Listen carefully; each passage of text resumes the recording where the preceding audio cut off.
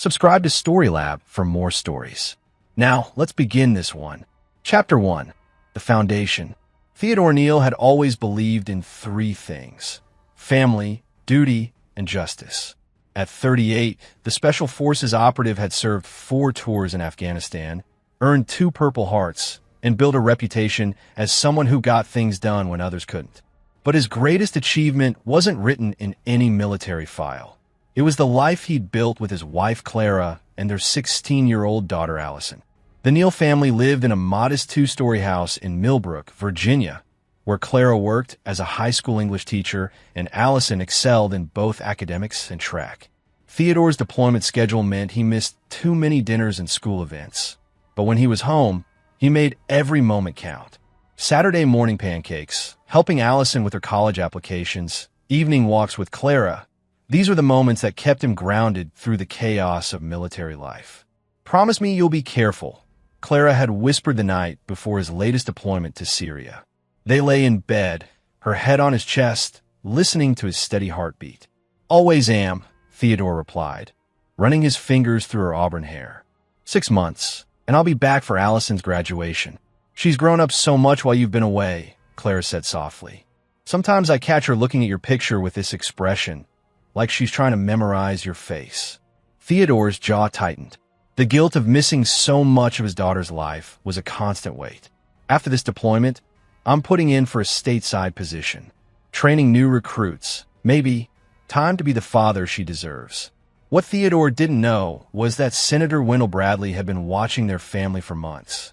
The powerful politician, known for his family values platform and his influence over defense contracts, had a son with a particular sickness.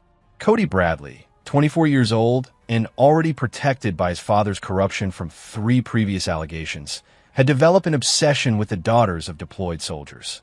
The vulnerability, the isolation, it fed something dark in him. Allison Neal, with her bright smile and obvious longing for her absent father, had caught Cody's attention at a charity event where Clara volunteered. The monster began his hunt immediately.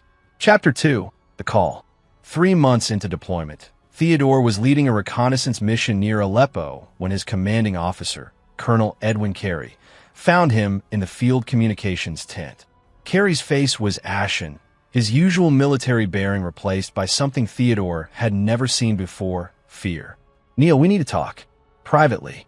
Theodore followed Carey away from the other soldiers, his instincts already screaming that something was wrong.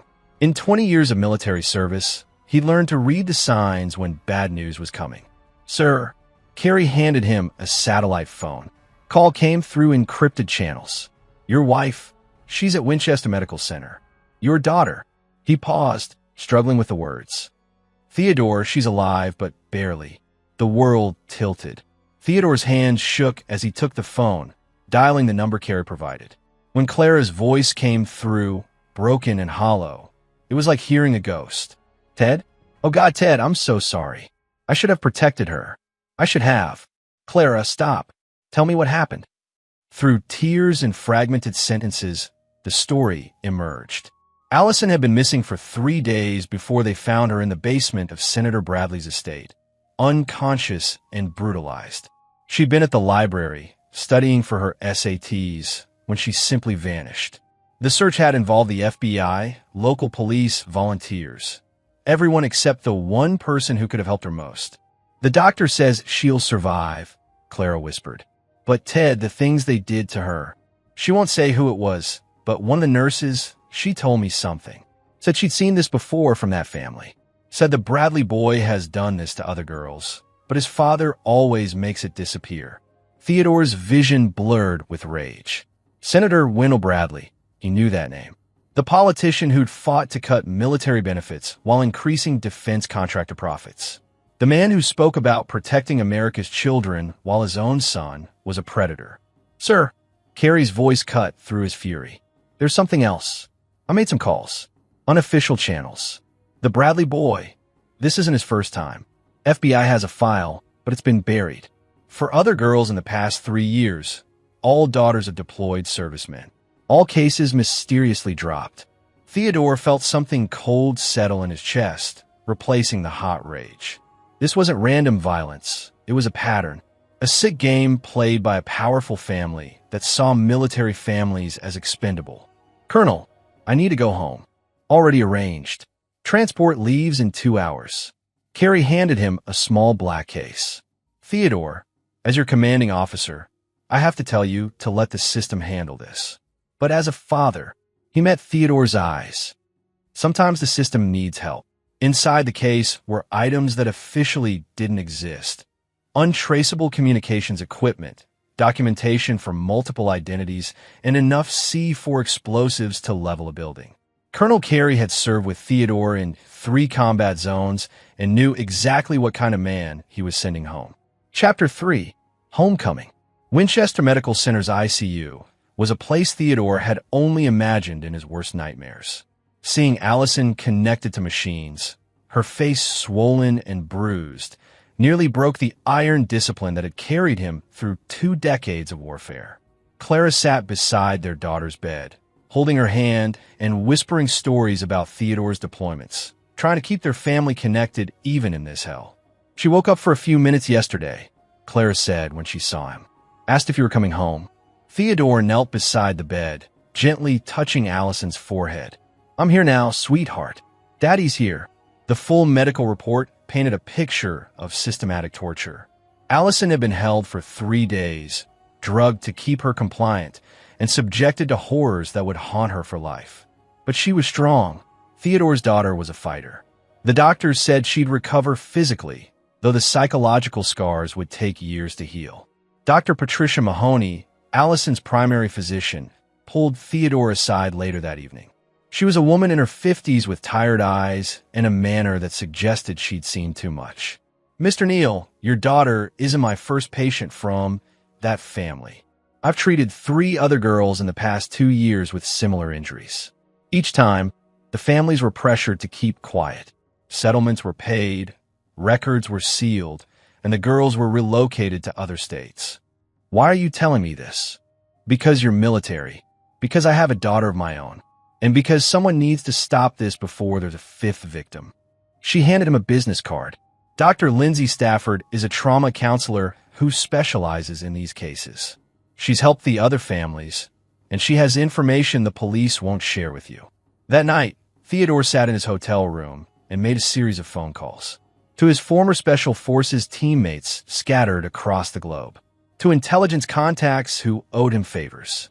To people who existed in the gray areas between legal and necessary. By dawn, he had a complete picture of the Bradley family's empire of corruption. Senator Wendell Bradley controlled 3 key Senate committees and had accumulated power through a network of favors, blackmail, and strategic campaign contributions. His son Cody was a Harvard dropout with a sealed juvenile record and connections to similar cases across multiple states. The family owned properties in 6 states, all with isolated basements and soundproof rooms. But most importantly, Theodore learned about the charity event happening in 2 days, a fundraiser for veterans' families at the Bradley estate. The same event where Cody had first seen Allison. The same basement where she'd been held. As the sun rose over Virginia, Theodore Neal began planning the most important mission of his life. This wouldn't be about justice through courts or law enforcement.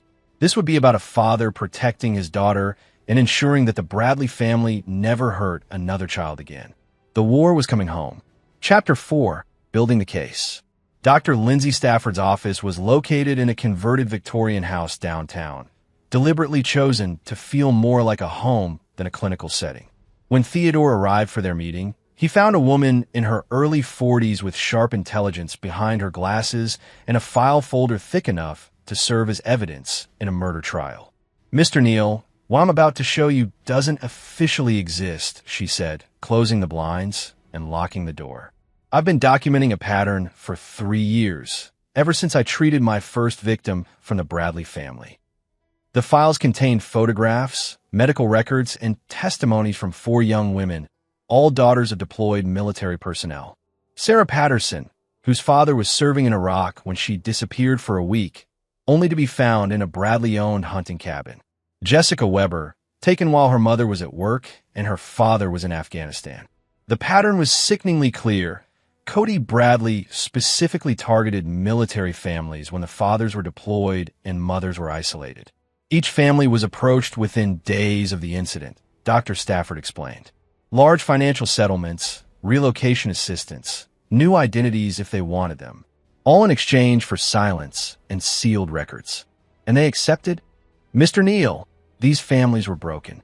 Their daughters were traumatized. They had no resources to fight a powerful senator, and they were offered a chance to start over somewhere safe. But 3 of them have been in contact with me. They want justice, but they're terrified of retaliation. Theodore studied the photographs of the other victims, young women who looked remarkably similar to Allison. All brunettes, all between 15 and 17, all with that particular combination of innocence and emerging adulthood that had attracted the predator's attention. There's something else, Dr. Stafford continued. I've been working with an investigative journalist named Ashley Stark. She's been building a case against the Bradleys for 2 years, but she needs more evidence. Something concrete that can't be buried or dismissed. Ashley Stark turned out to be a former Washington Post reporter who'd left the mainstream media after her editors killed her first Bradley investigation. She now worked independently, funded by a network of victims' rights organizations and wealthy donors who preferred to remain anonymous. The Bradleys have tentacles everywhere, Ashley explained when they met at a diner outside the city. Wendell has judges, prosecutors, and FBI officials in his pocket. But there's a weakness in their network. They've gotten arrogant. Cody doesn't just assault these girls. He records it. Trophy videos that he keeps in a personal collection. Theodore's hands tightened around his coffee cup. You know this how? Because I've been inside their system. Not physically, but electronically. I have a contact, someone who used to work for them, and saw too much. They've been feeding me information, including the location of Cody's private server where he stores his collection. The contact was revealed to be Timothy Holland, a former IT specialist who'd worked on the Bradley estate security systems before his conscience got the better of him. Holland had discovered Cody's videos while performing routine maintenance and had been quietly copying files ever since, waiting for the right moment to expose the truth. I can get you access to the server, Holland told Theodore during a clandestine meeting in a parking garage. But it has to be during the charity event when security is focused on the public areas. You'd have 15, maybe 20 minutes in Cody's private office before someone notices. Theodore was beginning to see the shape of a plan. The charity event would provide cover for infiltration, and the evidence on Cody's server would be enough to destroy the Bradley family permanently. But he also knew that evidence alone might not be enough. Men like Wendell Bradley had survived corruption scandals before. This needed to be bigger, more permanent. That night, Theodore met with his old team member Will Soto, who'd left the military after their last deployment together. Will now worked private security, but maintained contacts throughout the intelligence community. You're talking about taking down a sitting senator, Will said after Theodore outlined his plan. Even with evidence, even with multiple witnesses, guys like Bradley have ways of making problems disappear. Then we make sure he can't disappear this time. Will studied his former teammate's face and recognized the look. Theodore Neal was no longer thinking like a soldier following rules of engagement.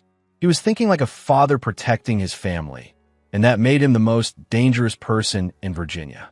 What do you need? Chapter 5, The Network. Within 48 hours, Theodore had assembled a team that existed outside official channels but operated with military precision. Will Soto handled electronics and surveillance. Kent Hancock, a former Army explosives expert who now worked construction, provided technical expertise. Al Bridges, a decorated sniper turned private investigator, brought surveillance and reconnaissance skills. But the most important addition to Theodore's network was Clara herself. I'm not sitting on the sidelines while you risk everything for our daughter, she told him firmly. I know people in this town. Teachers, nurses, social workers. People who've seen the Bradley family's influence up close, but were too afraid to speak out. Clara's network proved invaluable. Through her connections, they learned that the charity event would include several high-profile guests, including a federal judge who dismissed previous cases against Cody Bradley and the district attorney who'd refused to prosecute. More importantly, They discovered that Cody had been bragging to friends about having a special guest for the evening, implying that he was planning to assault another victim during the very event meant to support military families. The target was revealed to be Melanie Winter, a 17-year-old whose father had just deployed to Somalia. Cody had met her when she'd volunteered at a different charity event, and he'd been grooming her for weeks through social media and carefully orchestrated chance encounters. We can't just gather evidence, Theodore realized. We have to stop him from creating another victim. The plan evolved into something more complex. They would infiltrate the charity event, access Cody's evidence files, prevent the planned assault on Melanie Winter, and ensure that both Cody and his father face consequences that couldn't be appealed or dismissed. Ashley Stark's investigation had revealed that Senator Bradley's power was built on more than just political connections. He was involved in defense, contracting fraud, using his committee positions to award lucrative contracts to companies that paid him through complex money laundering schemes. The scheme involved fake charities, offshore accounts, and a network of corrupt officials that extended far beyond Virginia. If we can connect Cody's crimes to Wendell's corruption, Ashley explained, we create a case that's too big to bury. Federal prosecutors won't be able to ignore fraud on this scale, especially when it's connected to crimes against military families. Timothy Holland provided detailed layouts of the Bradley estate, including security protocols, camera positions, and a location of Cody's private server. The server was in his personal office on the second floor, protected by a separate security system that Holland had helped design. The irony is beautiful, Holland said with grim satisfaction. I built that system to be impenetrable from the outside, but I also built in back doors that only I know about. Wendell never imagined that the person who protected his son's secrets would eventually be the one to expose them. The charity event was scheduled for Saturday evening. By Friday, Theodore's team had established surveillance positions around the Bradley estate, confirmed the guest list, and identified the optimal window for their operation. But as Saturday approached, Theodore found himself thinking less about the technical aspects of the mission and more about what it meant. I keep thinking about what Allison said when she finally talked to me yesterday, he told Clara, as they prepared for what was to come. She said she wasn't angry at the men who hurt her. She was angry at herself for not being strong enough to stop them. What did you tell her? That strength isn't about being able to fight off monsters. It's about surviving what they do to you and choosing to keep living anyway. But I also promised her that she'd never have to be afraid of these particular monsters again. Clara took his hand. Whatever happens tomorrow, we do this together. For Allison, and for every other daughter who deserves to feel safe. As Saturday evening approached, Theodore Neal prepared for the most important mission of his life. Not as a soldier serving his country, but as a father protecting his family and ensuring that justice was served when the system failed. Chapter 6. Into the Lion's Den. The Bradley estate buzzed with the controlled chaos of a high society charity event. Black cars dropped off guests in evening, where while security personnel in black suits maintained discreet positions throughout the grounds. Servers circulated with champagne and canapes while string quartet music drifted across the manicured lawn. Theodore entered through the main gate using credentials Timothy Holland had provided.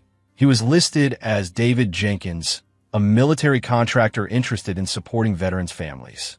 His tuxedo concealed communication equipment and tools that would have impressed his former Special Forces teammates. Clara arrived separately as a volunteer coordinator, her teacher's network having provided legitimate access to the event planning committee. She moved through the crowd with practiced ease, collecting intelligence and positioning herself near the targets. Senator Wendell Bradley held court near the main entrance, his silver hair and commanding presence drawing admirers like moths to flame. At 62, he radiated the confidence of a man who'd never faced real consequences for his actions. He spoke passionately about supporting military families while his son prowled the event looking for prey. Cody Bradley was 24, but carried himself with the entitled arrogance of someone who'd never been told no. He was handsome in a conventional way, the kind of man who'd been given every advantage in life and had perverted those gifts into tools for causing pain. Theodore watched him work the crowd, identifying vulnerable targets and slowly isolating them from protective social circles. Target acquired. Camel Soto's voice through Theodore's earpiece. Will was positioned in a catering truck outside the estate, monitoring security feeds and communications. Cody is moving toward the brunette in the blue dress near the fountain. Melanie Winter stood alone by the ornate fountain, checking her phone with the nervous energy of someone who wasn't sure she belonged at such an elegant event. At 17, she possessed the same combination of innocence and emerging adulthood that had attracted Cody's attention to his previous victims. Theodore began moving through the crowd, timing his approach to intersect with Cody's path. But as he navigated between clusters of guests, he noticed something that made his blood run cold. There was another young woman being isolated near the garden area. A redhead who couldn't be more than 16, being guided away from the main party by a well-dressed older man Theodore didn't recognize. "We have a problem," he whispered into his microphone. "There's a second operation happening here." Clara's voice came through immediately. "I see her. Red hair, purple dress. She's the daughter of Captain Martinez. He deployed to Korea 3 weeks ago. Someone planned this." The realization hit Theodore like a physical blow. This wasn't just about Cody Bradley's individual sickness. This was about a network of powerful men who traded victims like commodities, using their positions to protect each other while preying on military families when they were most vulnerable.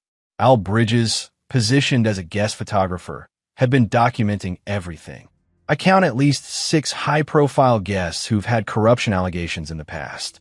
Federal Judge Hastings, DA Alfred Hastings, defense contractor Nathaniel Turner. This isn't a charity event. It's a cover for a trafficking operation.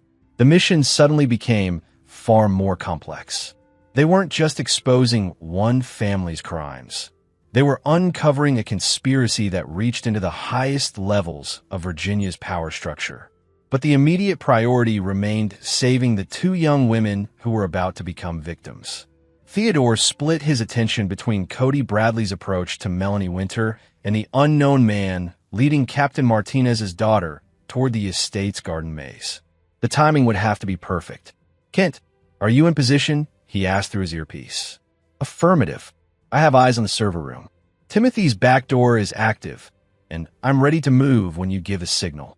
Ashley, what's your status?"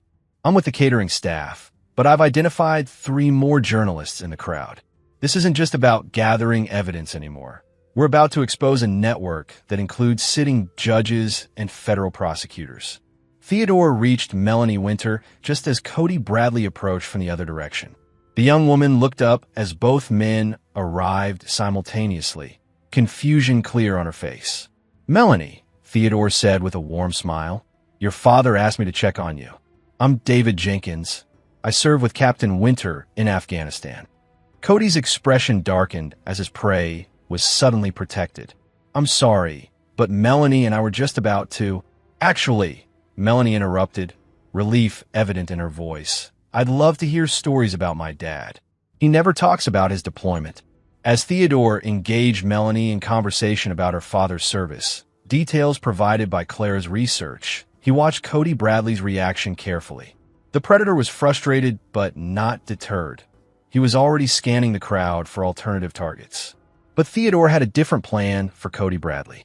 Through his earpiece, he gave the signal that would change everything. "All units, execute." Chapter 7. The Reckoning begins. What happened next unfolded with the precision of a military operation combined with the fury of a father's vengeance. Ken Hancock moved through the estate's service corridors using Timothy Holland's security access codes. Within minutes, he'd reached Cody's private office and begun downloading terabytes of evidence from the hidden server. The files contained not just videos of Cody's assaults, but detailed records of the entire network. Victim profiles, protection payments, and communications between powerful men coordinating their crimes. Meanwhile, Clara had positioned herself to intercept the red-haired girl being led toward the garden maze. Using her teacher's authority and maternal instincts, she simply walked up to the girl and the older man accompanying her. "Excuse me, but aren't you Sarah Martinez? I taught your sister at Jefferson High. Your mother asked me to check on you tonight. She's worried because she couldn't reach you on your phone. The older man, later identified as defense contractor Nathaniel Turner, tried to maintain his smooth demeanor. I'm sorry, but we were just going to discuss some scholarship opportunities for Sarah's college applications. How wonderful, Clara replied with a bright smile that didn't reach her eyes. I'm sure her mother would love to hear about that. In fact, let me call her right now so she can join us. As Clara made it clear that Sarah would not be leaving with Turner, Theodore continued his conversation with Melanie Winter while subtly guiding her away from Cody Bradley. But Cody wasn't giving up easily. He was following them, clearly planning to wait for another opportunity. That's when Theodore decided to accelerate the timeline. Cody Bradley, he said loudly enough for nearby guests to hear, I believe you know my daughter, Allison Neal. The color drained from Cody's face as he suddenly realized who Theodore was. Around them, conversation began to die as other guests sensed tension in the air. I'm sorry, I don't know what you're talking about, Cody stammered, but his body language screamed guilt. Really? Because she knows you very well. She spent 3 days in your family's basement, and she's never going to forget your face. By now, a circle of guests had formed around them, including several journalists who'd been attending the event for their own investigations. Theodore had timed this confrontation perfectly. Maximum witnesses, multiple cameras, and nowhere for Cody to run. You're insane, Cody said, his voice rising. Security, this man is threatening me. But the security guards weren't responding because Will Soto had compromised their communication system. And even if they had responded, they would have found themselves facing federal agents who'd been waiting for exactly this moment. Because Ashley Stark's investigation hadn't just been about gathering evidence. She'd been coordinating with federal prosecutors who'd been building their own case against the Bradley network. The charity event provided the perfect opportunity to arrest multiple conspirators simultaneously while securing evidence that couldn't be destroyed or hidden. Cody Bradley, announced FBI agent Roxanne Hale as she moved through the crowd with a team of federal agents. You're under arrest for human trafficking, sexual assault, and conspiracy. The arrest was broadcast live on social media by multiple attendees, including several journalists who'd been documenting the event. Within minutes, the story was trending nationally with hashtags like hashtag Bradley Conspiracy and hashtag Justice for Military Families. But Theodore wasn't finished. As Cody was being handcuffed, he approached Senator Wendell Bradley, who'd been watching the scene unfold with growing horror. Senator Bradley, Theodore said with deadly calm, your son raped my daughter, and I want you to know that everything you built, everything you accomplished, everything you are, it's all going to burn down because of what your family did to military families. Wendell Bradley's face showed a mixture of rage and fear. You have no idea who you're dealing with. I have connections at every level of government. This will disappear just like everything else. No, Theodore replied. It won't. Because this time, the evidence is already public. This time, there are too many witnesses. And this time, you're facing a father who has nothing left to lose. As federal agents began arresting other members of the conspiracy, Theodore pulled out his phone and called his daughter. Allison, it's Dad. It's over, sweetheart.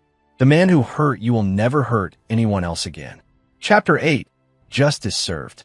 The next 72 hours transformed the Bradley scandal from a local news story into a national reckoning with power, privilege, and the systematic exploitation of military families. The evidence from Cody's server provided prosecutors with an airtight case that included detailed records of dozens of assaults across multiple states. But more importantly, the network of conspirators began turning on each other as federal investigators offered plea deals in exchange for testimony. Judge Alfred Hastings, facing his own charges for dismissing cases against the conspiracy, provided evidence of how the network operated.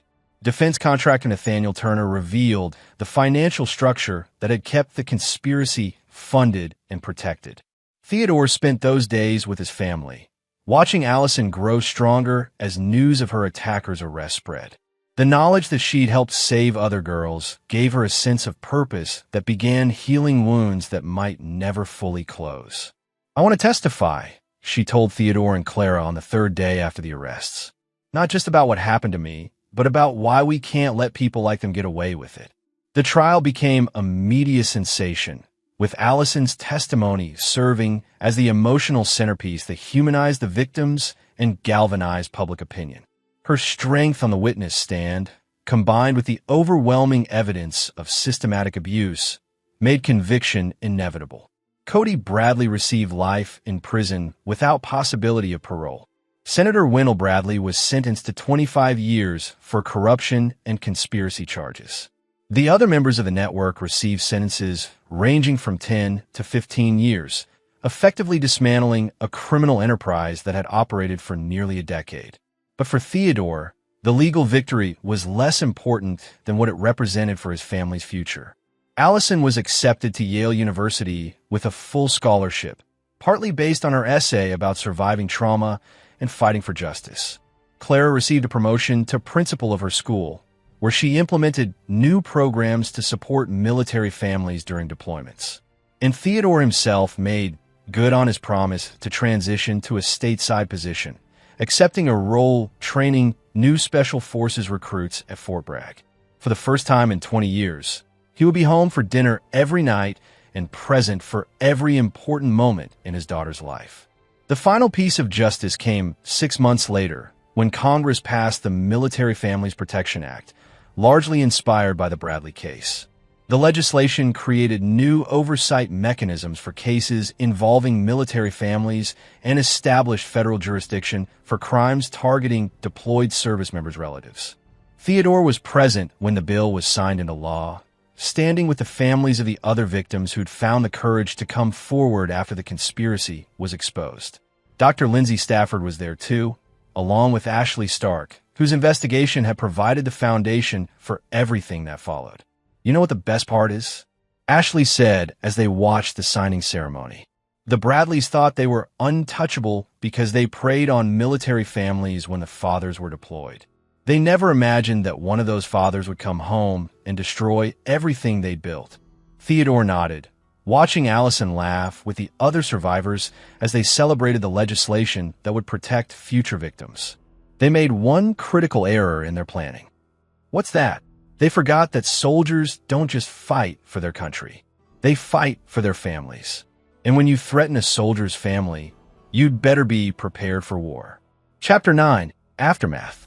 2 years later, Theodore Neal stood at the graduation ceremony at Fort Bragg, watching a new class of Special Forces operators receive their Green Berets.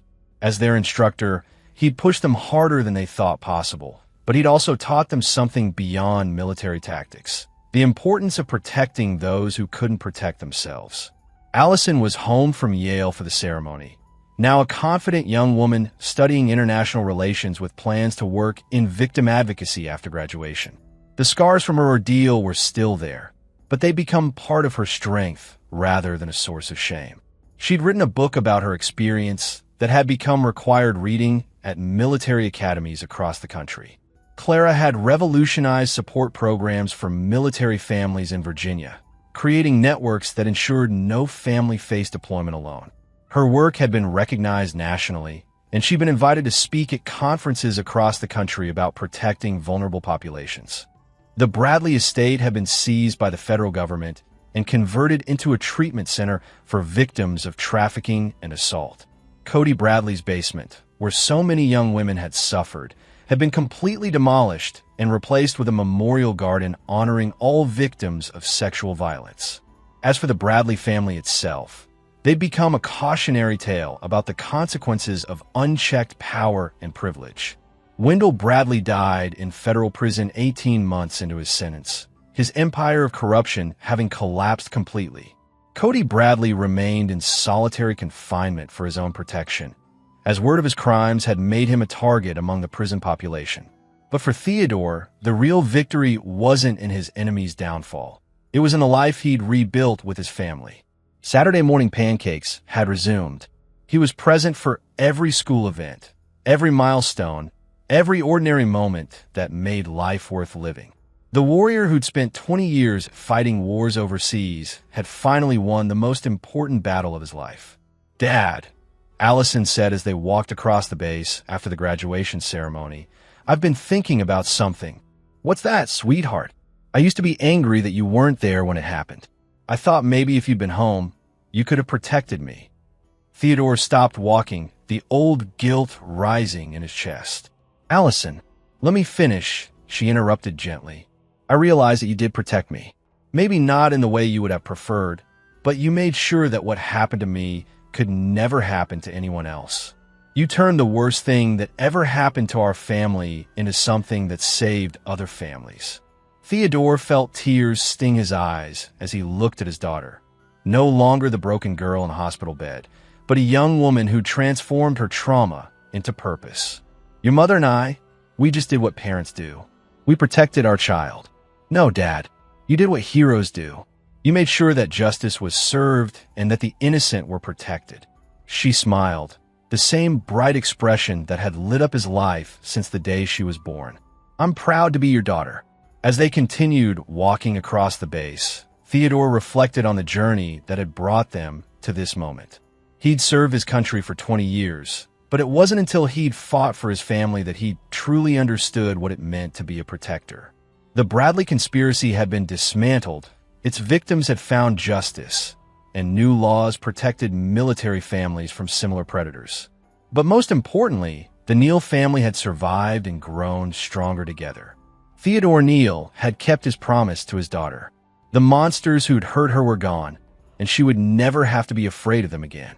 In a world where justice was often elusive and the powerful preyed upon the vulnerable, one father had proven that sometimes, when the system fails, individuals must step forward to make things right. The reckoning was complete, and the Neal family was finally, truly home. Epilogue: Legacy of Justice.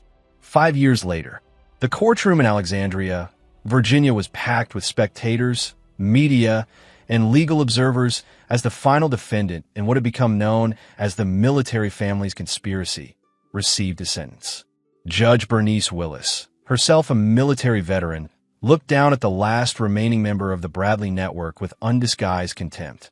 "Travis Spaulding, you have been found guilty of conspiracy, racketeering, and accessory to human trafficking. This court sentences you to 15 years in federal prison without possibility of parole." From the gallery, Theodore Neal watched with quiet satisfaction as the final piece of the conspiracy was locked away. Spaulding had been a Bradley family lawyer who'd helped cover up crimes for nearly a decade. But he'd also been the hardest to catch, smart enough to distance himself from direct evidence while orchestrating the legal machinery that had protected the network. Beside Theodore sat Dr. Lindsay Stafford, now director of the National Military Family Trauma Center, an organization that had grown directly out of the Bradley case. In the row behind them, Ashley Stark adjusted her glasses as she took notes for what would become the final chapter of her book, The Reckoning: How One Father Brought Down a Conspiracy. "That's all of them," Dr. Stafford whispered as they watched Spaulding being led away in shackles. 17 defendants, 17 convictions. No plea deals that let anyone walk away.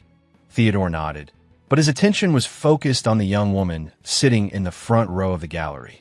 Melanie Winter, now 22 and a recent graduate of Georgetown Law School, had attended every sentencing hearing. She'd become something of a victim advocate herself, working to change laws and support other survivors. After the hearing, Theodore found himself surrounded by familiar faces in the courthouse lobby. Will Soto, now running a private security firm that specialized in protecting military families, clasped his old teammate's shoulder.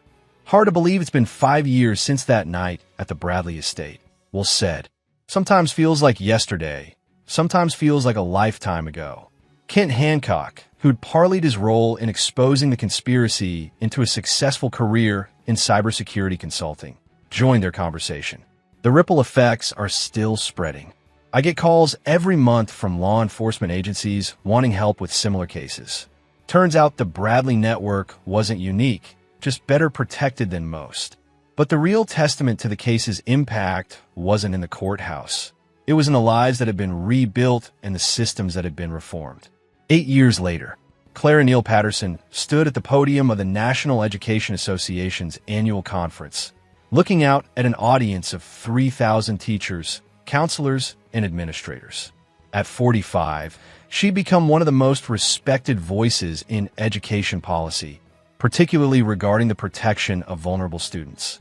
The Military Families Protection Act didn't just change how we handle cases involving deployed service members, she told the audience. It changed how we think about institutional responsibility for protecting children. Every teacher in this room now has tools and protocols that didn't exist 8 years ago. In the audience, Theodore watched his wife with the same pride he'd felt on their wedding day 22 years earlier. Clara had taken her maiden name professionally after her work gained national recognition, though she remained Clara Neal in their personal life. Her programs for supporting military families had been adopted in 43 states, and she was frequently invited to speak at Pentagon briefings on family readiness. After her presentation, they walked together through downtown Denver, where the conference was being held. At 55, Theodore had silver threading through his dark hair and laugh lines around his eyes that spoke of a man who'd found peace after war. Allison called this morning, Clara said, as they found a quiet restaurant for dinner. She wanted us to know that the documentary is being picked up by Netflix. The documentary was Allison's senior project at Yale, a comprehensive examination of how military families had organized a push for legislative change after the Bradley case. Now 24 and working for the International Justice Mission, Allison had channeled her experience into a career fighting human trafficking on a global scale. She also said something interesting, Clara continued. She's been in touch with Sarah Patterson. You remember, the first victim Dr. Stafford treated. Sarah's running for state legislature in Colorado on a platform of victim advocacy and military family support. Theodore smiled. Sarah Patterson had been 17 when Cody Bradley assaulted her, a broken young woman whose military father had been serving in Iraq. Now she was 26, a lawyer and advocate who'd found strength in her survival. That's what justice really looks like, Theodore said. Not just punishment for the perpetrators, but empowerment for the survivors. 10 years later, the Theodore and Clara Neal Foundation occupied a converted warehouse in Richmond, Virginia, its walls lined with photographs of military families who'd been helped by their programs. Theodore, now 57 and retired from active duty, spent his days running training programs for law enforcement officers, teaching them how to recognize and respond to crimes targeting military families. But today was special. Today marked the 10th anniversary of the Bradley arrests, and survivors from across the country had gathered for a commemoration ceremony that had become an annual tradition. Allison, now 26 and recently married to a fellow International Justice Mission worker, served as the ceremony's keynote speaker. As she stood before an audience of survivors, advocates, law enforcement officers, and military families, she embodied the transformation that was possible when trauma was met with purpose. 10 years ago, I was a broken 16-year-old girl who thought her life was over. Allison began, her voice strong and clear. I blame myself for what happened. I blame my father for not being there to protect me. I blamed a system that seemed designed to protect powerful men rather than vulnerable women. In the front row, Theodore and Clara held hands as they listened to their daughter speak. Behind them sat dozens of other survivors, women who'd found strength in shared experience and purpose in advocacy. But I learned something important in the years that followed. Allison continued. Justice isn't just about punishment. It's about transformation. It's about taking the worst things that happen to us and using them to protect others from experiencing the same pain. Dr. Lindsay Stafford, now in her 50s and recognized internationally for her work with trafficking survivors, wiped away tears as she listened. Beside her sat Ashley Stark, whose book about the case had won a Pulitzer Prize and inspired a generation of investigative journalists to examine how power protects predators. But perhaps the most moving moment came when Melanie Winter took the stage. Now 27 and a federal prosecutor specializing in crimes against children, she'd become one of the most effective advocates in the justice system. I was supposed to be Cody Bradley's final victim, she said simply. Instead, I became his downfall. Not because I was brave or strong, but because people like Theodore and Clara Neal refused to let evil hide behind power and privilege. 15 years later, the classroom at West Point was silent as Theodore, now 62 and a guest lecturer, finished his presentation on ethics in special operations. The cadets before him represented the next generation of military leaders, young men and women who would face moral challenges in environments where the rules weren't always clear. Some of you will find yourselves in situations where the system fails, Theodore told them, where policies and procedures aren't enough to protect innocent people. In those moments, you'll have to decide what kind of leader you want to be. A young cadet raised her hand. Sir, what do you do when following orders means allowing injustice to continue? Theodore considered the question carefully. You find a way to serve both duty and conscience. You use every tool at your disposal. Legal channels, media attention, public pressure, whatever it takes to ensure that justice is served. But you never forget that your ultimate duty is to protect innocent people, even when that's difficult or dangerous. After the class, Theodore walked across the campus with Colonel Benny Taylor, an old friend who now served as the Academy's ethics department head. At 68, Taylor had served in 3 wars and understood the complexities of moral leadership in an imperfect world. The Bradley case has become required study in ethics courses at all the service academies, Taylor told him. Not just because of what you did, but because of how you did it. You found a way to serve justice without abandoning your principles. That evening, Theodore called Clara from his hotel room. She was at home in Richmond preparing for another speaking engagement about military family support systems. How's Allison? He asked. Excited about the new posting. The Justice Mission is sending her to Belgium to help coordinate European anti-trafficking efforts. And she's pregnant. We're going to be grandparents. Theodore smiled. Allison and her husband James had been trying for a year to start their family. The idea of becoming a grandfather filled him with joy and hope. A new generation that would grow up in a world made safer by their sacrifice. Any word on the documentary series? HBO picked it up. They want to do a 5-part series following different families affected by the case. Allison's agreed to be an executive producer. The documentary series, tentatively titled When Justice Sleeps, would examine not just the Bradley conspiracy, but similar cases across the country. In the 15 years since the Bradley arrests, over 200 related cases have been uncovered and prosecuted, suggesting that the network had been part of a much larger pattern of exploitation.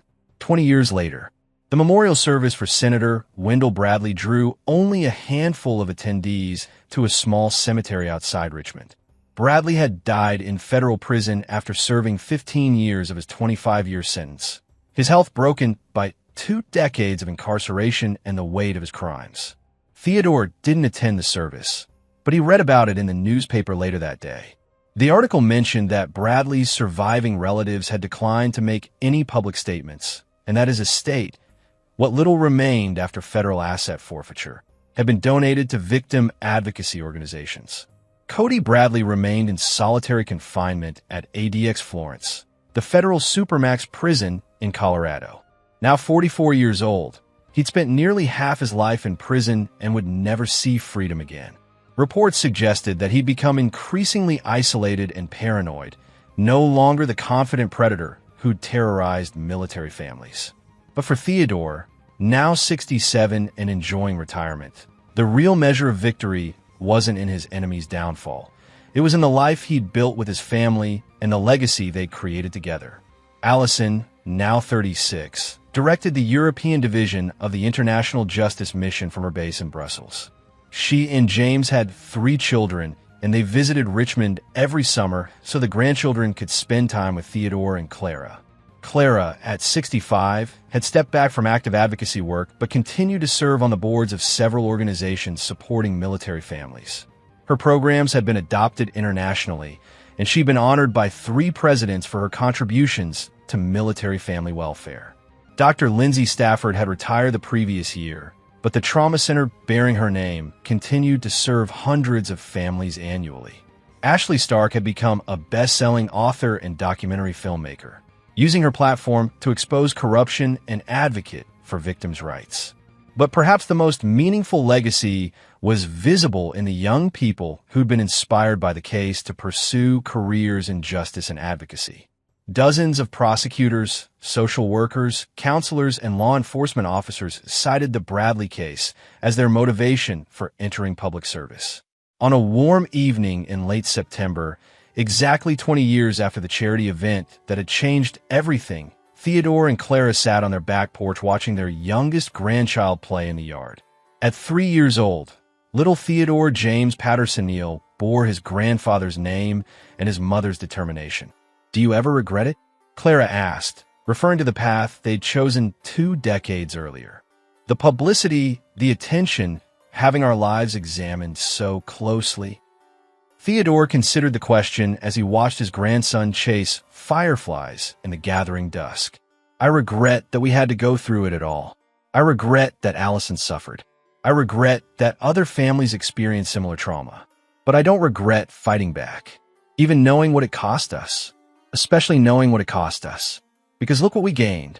He gestured toward their grandson, then toward the house where photographs documented 2 decades of family milestones, graduations, weddings, births, achievements. "We gain a life worth living. We gain justice. We gain the knowledge that we protected other families from experiencing what we went through." As the stars emerged overhead, Theodore reflected on the journey that had brought them to this moment. He'd spent 30 years as a soldier, but his most important battle had been fought not on a foreign battlefield, but in the courts and communities of his home state. The Bradley conspiracy was history now, its members dead, imprisoned, or irrelevant. But the systems they'd created to prevent similar tragedies would endure for generations. Military families would never again face such predators without protection and support. In the end, that was Theodore Neal's true victory, not the destruction of his enemies, but the construction of something better in their place. A legacy of justice that would protect the innocent long after he was gone. The reckoning was complete, and its effects would echo through history. This is where our story comes to an end. Share your thoughts in the comments section. Thanks for your precious time. If you enjoyed this story, then please make sure you subscribe to this channel. That would help me a lot. Click on the video you see on the screen, and I will see you there.